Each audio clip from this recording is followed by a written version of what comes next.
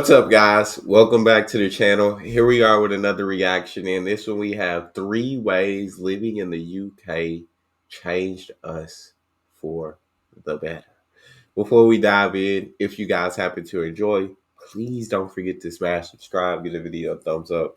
If you like to support this channel by becoming a member, all you gotta do is hit that join button to receive your exclusive benefits. Uh, Allergies are kicking my butt, so you might hear a lot of sniffling, funny faces. But I'm all good. Well, I'm as good as I can be. Let's jump through. Can't let you go. I can't let you go, baby. Can't let you go. I just wanna tell you that. Can't let go. No, no, no, no. Yeah.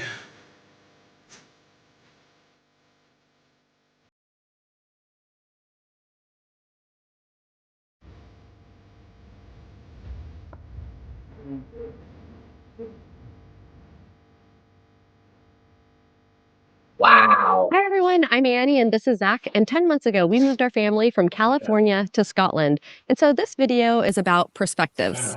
As many of you may have noticed, social media and news outlets at the moment are inundated with messages of despair about life in the UK and how the UK is dying and that everybody's fleeing the country for a better life. But newsflash, these headlines are pretty much the same no matter which country you look at. If you see Portugal, Japan, America, these are the same headlines. So we wanted to talk about the positives of moving to the UK and the mindset shifts we've had since coming over here 10 months ago. For those of you who are new here, a little background. Like Annie said, we moved over from California to Scotland. I was actually born and raised in Scotland, lived there till I was about 24, then moved over, met Annie, and we lived there for about 13 years, where I spent the last 7+ years working in US law enforcement for the California Highway Patrol. And I sort of grew up in a military lifestyle. My dad was in the Air Force, so we moved all around the world, got to experience tons of different cultures. And it was something that I really enjoyed as a child and something that I wanted to give my own children. So that brings us to our move over to the UK in search of a more simple life, we should say. Despite how it may look to some people, we weren't escaping our lives in the US. We had a great time there. We had good friends, family there, and great jobs. However, after living in the UK for the past 10 months, we feel we've had some substantial mindset changes, and we want to share those with you today. So let's get into the 3 things that have made us better people since moving to the UK. So using the mantra of we get to do this versus we have to do this has been something we've been actively using over here, and it's really changed everything. It's annoyingly simple, not always easy to do, but we found it really beneficial. And it comes down to the smallest things, the simplest things, the little day-to-day tasks that you do have to do. But if you frame your mind thinking, I get to do this, it can really change your entire perspective. And it's something we've used daily and really found benefit from. Definitely. So one instance. I feel like I completely agree. I used to have a mentor, and he told me about this mindset as well, shifting your mindset from we have to do this to you get to do this. It just, you feel more appreciative in that moment. You feel more grateful instead of feeling like, oh, we got to do this and we got to do this. It's like, no, switch your mindset. We get to do this. We get to, and it does work. I feel like I haven't used it a lot recently, but I need to get this shift back. I need to get on their level. Of this is it was a big change moving over here and having these giant tumble washer and dryers, and then coming over to the UK where for the first 4 months or so we didn't even have a dryer. No. So every time we needed to do washing, we'd go and put them out on the line and they'd dry via air, which in their own time. Which in Scotland is variable, because if you don't have wind or have wet weather, then things are just not getting dry. Yeah. But changing my mindset from I have to do the washing to I get to go outside and hang these on the line and take in this air. I get to live in Scotland where this is possible makes me actually grateful for the life that I have. And I'm thankful for the opportunities of living over here, even if that means some things might be slightly more inconvenient. And we have 3 kids, so there's often quite a lot of washing to be done. And the weather's almost never on your side. So it can really drag if you don't make that mindset switch.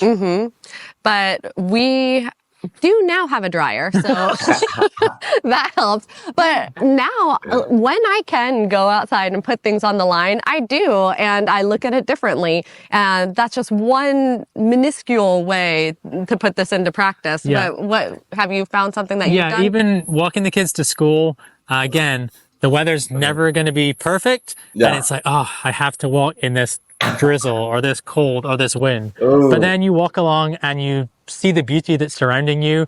And yeah, you get to do this. You don't have to do this. And it's just a tiny little that's hard to say, isn't it? Mindset shift, but it is really beneficial. Just for me as well, we were walking the kids in the wintertime and it was cold and my hands were cold and whatever, but there was frost on the grass and the leaves were all crinkly and the puddles were frozen over, and that was just a normal winter day for me. But the kids had the best time. They were jumping on the ice, trying to crack the puddles and just walking in all the crunchy grass. And that as well, seeing them enjoy those simple things really helps me switch back into that mode. And it's been great. And I feel like I freaking love that. I got a 5-month-old, and he be kicking my butt. He kicks my butt on the daily. Like I'm exhausted. And a lot of the times, right, when he's kicking your butt, you're like, oh my God, like, please just chill out. Like, and then when you're sleep deprived and all of that, especially earlier on, it's a lot. But I feel like that mindset shift of I get to do this. Sometimes I look at him, he just flashes, just smile at me, and it just brightens my entire day. Like my heart grows so big, and I feel nothing but an excessive amount of love for him when I see that smile and when he gets excited when he sees dad. Like it's those moments. So even though he kicks my butt, I feel like switching that mindset. Yeah, like I get to help raise my son. I get to watch him grow and become like the greatest person on earth. Because that's how I look at him, as the greatest baby on earth. But it's instead of complaining, because there are a lot of people out there who struggle to have kids or who can't have kids, and so I feel like that mindset shift is very helpful, not just in that, but in all aspects of life. I have to say that I get to do this probably is easier over here because there's a better work-life balance. I feel And it almost allows you to be more grateful for what you have. When you are working so hard day in and day out and then getting very little free time in return, it's hard to put yourself in that mindset. Agreed. I can definitely empathize with that. I, like I said, came from law enforcement, so it's a very high stress job. And I was also a supervisor, so even on my days off, I never really felt like I was off because if something bad enough happens, they're going to call you. So you're kind of off, but you're kind of on, and you're just working your off days until you're back on. And yeah, like Annie said, it just seems this like perpetual cycle of always working and always working towards the next thing. So over here, the jobs we have now, well, Annie's job is very similar, but the way we're incorporating it into our lives, we feel that there's a much healthier work-life balance. Yes. And we truly appreciate that. It may mean that we're not making as much money, or we're It not, definitely means that. or we're not in such a sort of high-profile position. But at this stage of my life, I'm completely happy with that. And there's always time to progress when we have more time. But it's, for me especially, I think it's been a huge change, and I've felt more relaxed. And You seem more relaxed. You seem happier. You know, I feel like I hear this so many times from like people who make like so much money. They always talk about in interviews. Not everybody, of course, but there's a lot of them. I feel like I hear talk about like where they make less money, but they have more time and they're much happier. They're like, before I got rich, like when I was broke, like I was happier back then than I am now. And like as someone who always dreamed of getting rich, because I always been broke, you hear that and it's like it's hard to understand because you've never been rich, you never experienced what it's like, but you hear from so many people like, yeah, I don't make as much money, but like I'm so much happier, I'm less stressed, all of this, and it's like, dang, like what is it? What? what stresses and pressures and problems come with being rich? I know there are stresses, pressures, and problems, but I'm intrigued to know what they are because as someone who broke, my stress is pressures and problems is money. And that's really what this move was about. And again, So, I loved working for the Highway Patrol. Like it's a great job, and you really have a purpose. You're doing, well, I thought you were doing a good thing in the world, but after a while, it takes its toll. So yeah, yeah, I think it's one of those jobs that you don't realize that it's taking a No. toll on you until you're removed from it and can look back in and just see, oh wow, I did have a lot of anxiety Yeah. day in, day out, every waiting time for I got that. home, I would snap at the kids, or I was tired, or this, that, and the other. Yeah. And, obviously, some of that comes from work at different shift patterns and stuff. But yeah, even last night, both of us had work late. We did not want to get up with the kids this morning, but we get to wake up with the kids this morning, take them to school, and then come out here and you're surrounded by all this, which we'll show you. But it's Oh, hard to wow. stay frustrated for too long when you can just step outside and see all this around you. That's beautiful. And you were talking a little bit about us making less money over here. It sort of plays into something, and that's it doesn't actually matter that much because there's less comparison over here. So this is our second shift. Yes. We've mentioned before, it's the whole mindset of keeping up with the Joneses. Yeah. And we never had friends who were projecting that mindset, I don't think. Or our family. It wasn't about showing your wealth.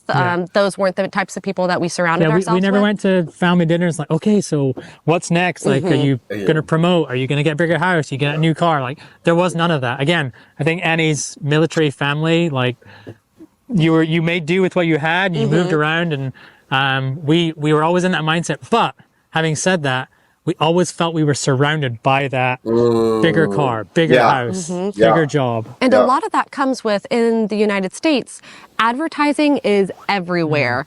And Right. there's no way of escaping it. Even in suburbia, there are billboards on the side of the highways that are showing the next bigger and better thing.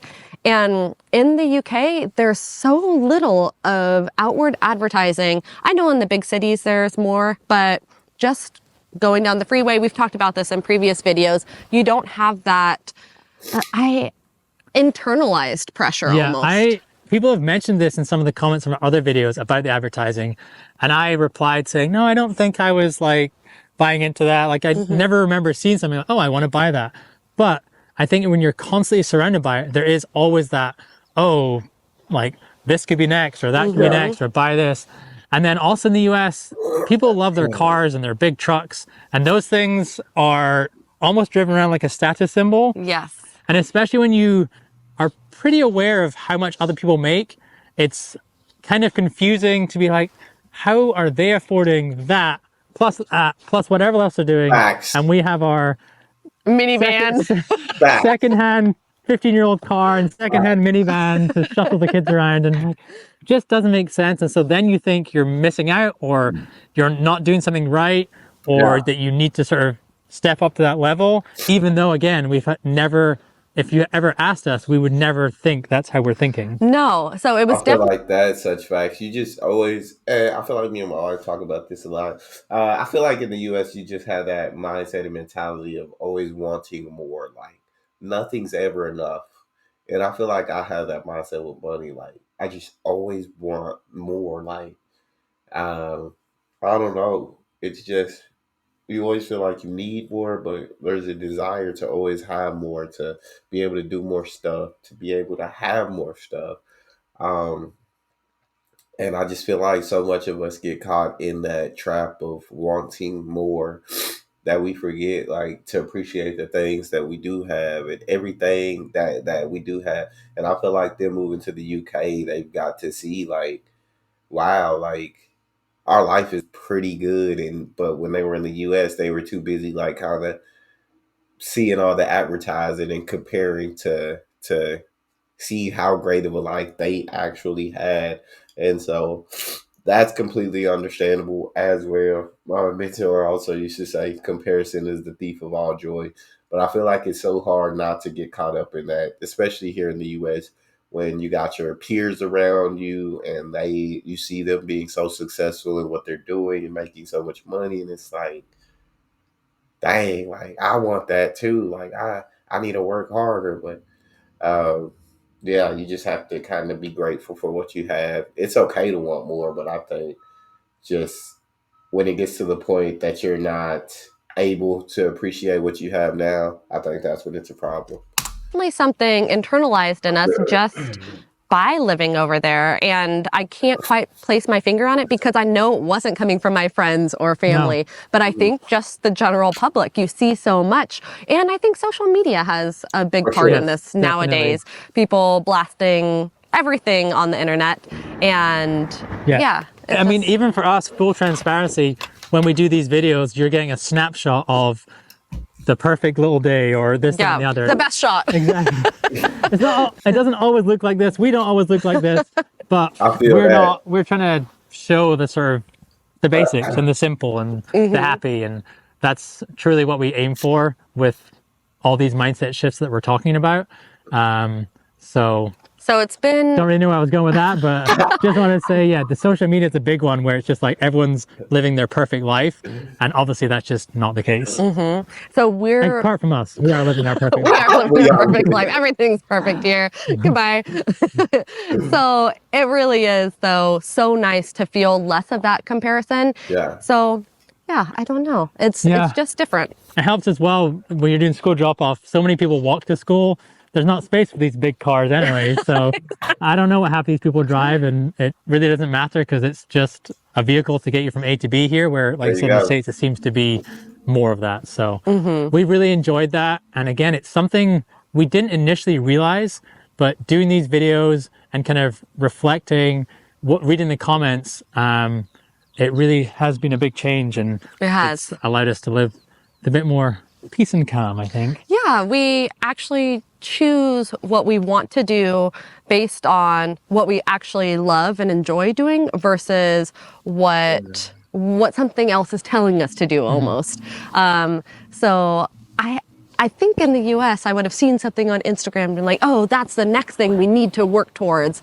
And I just don't do that anymore. I'm like, I want to go see this free castle. And my kids want to go play with seashells on the beach. And that is our next big thing that we're going to do. And I'm really enjoying it. So our third mindset shift, I think I got it that time, is very similar to the last one, but it's less is more. This is something we actively tried to do in the US.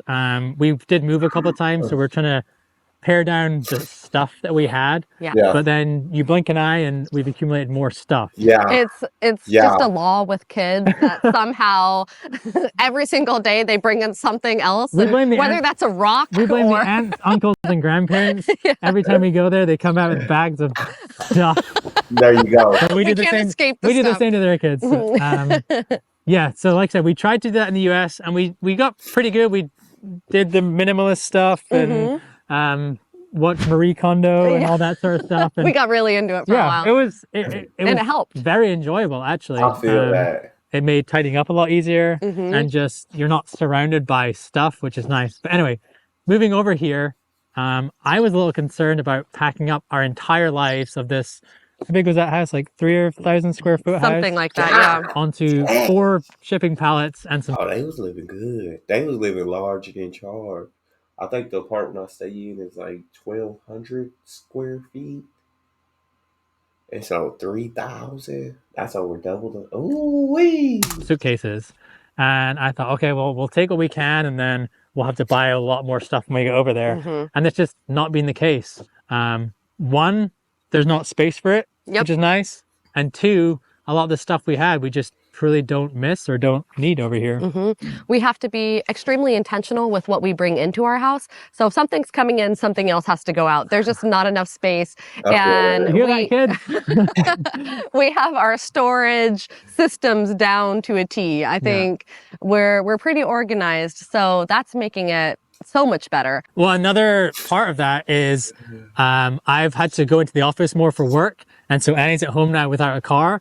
And our first thought was like, okay, well, we need to get another car. And then we kind of paused for a second, thought about it, and realized we don't. No. Annie has a bus pass she can use. There you go. She has legs she can use. Things are accessible here, which makes Like it. Eddie can figure it out. But yeah, I feel like definitely need this mindset shift because, like you said, things do accumulate very quickly. You feel like you run out of space quickly because it's hard to let go of certain things. Especially for me, like it's hard to let, even if I don't use it or clothes that I don't wear, it's hard to let go of it. But I do agree with them that less is more, right? And you don't always need things. You have it. Sometimes you have enough. You just want more. Huge difference, but it was just taking a break and realizing that our mindshift have changed from immediately, okay, get a car, this, that, and the other, to wait, is there another option? And Do we actually need that? And no, we thought about it long and hard, and we do not at this time need a second car. We have everything that we need. We have transport in. we got rainproof jackets, umbrellas, and all that for those rainy days. And that's just one instance of tangible items. But it goes beyond that. It also goes into our time and how we spend it, and making sure that what we choose to do, like I said previously, is what we want to do. And so in the US, one thing that I noticed us doing was signing the kids up for so many different after school activities and making sure they always had something to do. And over here, we do have them signed up in sports, but it's just really one at a time. Yep. And that allows us so much more opportunity to just go out on walks and hikes as a family and see what Scotland has on offer, which is something that I just didn't even know was an option almost back in the States. We just did so much. The little walking example Annie gave, even in California, going to the beach was like an event. That you'd have to pack up the whole car and do this, that, and the other. Whereas a couple of days ago, we just decided, let's go to the beach. After school, walked on the beach, just kids in their school clothes, threw off our shoes, and it was amazing. And I don't, did you get any pictures of that or videos? Might have. I'll insert them if I got them. But yeah, it was just a very simple walk. It wasn't a big deal, but it was wonderful. It was a great time of night. And it's something that we really enjoy doing. And I feel like that's a memory that we're going to have for a really long time. It was just the most That's mainly because scenic our doctor outing made me carry a giant rock for the entire walk and back home. It really was like that big. And that was her rock. That was her favorite rock. Like, well, if you take this in the house, something has to leave. Your other giant rock needs to go. Another aspect of choosing how we spend our time is the way that we host people. In the US, it seems like there's this expectation requirement to kind of put on a show or a production or entertain people with vast quantities of food or whatever. A huge spread, charcuterie board. Whereas over here, a cup of tea and some biscuits are just fine, and that's almost what people expect. Yeah, so it's nice the less is more mindset over here, because you're not having to worry about all this and that, and it's more just about the company you have with you. And once again, I do want to say, I never felt that pressure from our friends or family, but it was just a thing. Like whenever you were hosting, it was a production. As one of these sort of weird expectations that people have, but you can never really put your finger on like where it comes from. Again, it might be the advertising side of things. That happens so much in life. A lot of times we doing stuff that we like, I don't even know why we doing this. And you do it because that's just the norm. That's what everybody does. That's the thing to do. But it's like, we don't even got to be doing this for real. Like we doing too much. And I think, again, I don't know if it's in Europe, but a U.S. mentality for sure. You always, when you're having friends over, you always try, the house has to be completely clean. Like you always, like she said, you go over the top with the food and all of these different things. And it's like, we didn't need to spend that much money.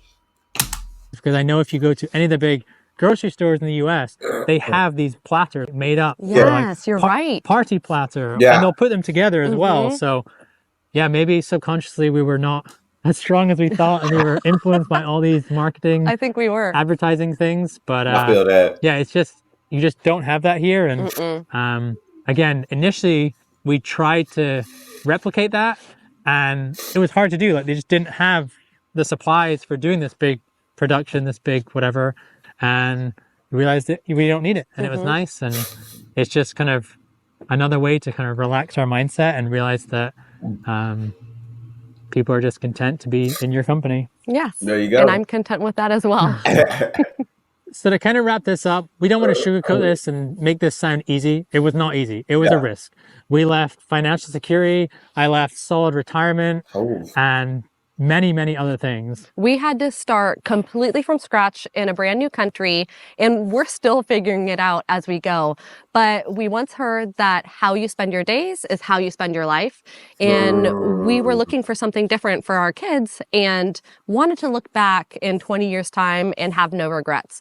And so far, 10 months in, we don't have any regrets. We had many, many conversations about this. And for me, it all came down to, I don't want a job with a paycheck to be the reason that I didn't take a chance for a better life. And it's been well worth the risk, like Annie said. And we're so happy we did it. And now our daughter is calling us. She needs some more snacks, so we got to go.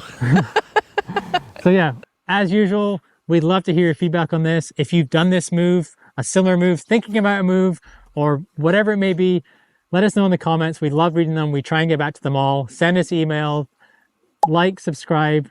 And let us know if you've changed on a deeper level after doing something monumental like this. So we look forward to hearing from you, and we'll see you in the next one. Bye. The buggy's wheels keep getting stuck with mud, and then this is how Zach has to push. Or myself as I go home from school after a play park visit.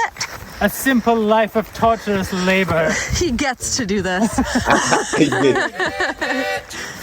I can't let you go, baby. I will say that is one thing, and all the people, because like me, I'm big. Like I like to stay in shape, like just because it helps me feel better and look better. And so like I'm big on just getting like at least 10,000 steps a day. So like I would always be walking. When I was single, I was walking. When I got married, I'd be walking. Her family would be like, "Dang, did he walk that much?" Any spare time, anytime I'm watching TV, I'm walking. And now that I have a son, oh my days, there's days where he doesn't let me sit down. Like he will cry if I'm sitting down with him, even if I'm playing with him.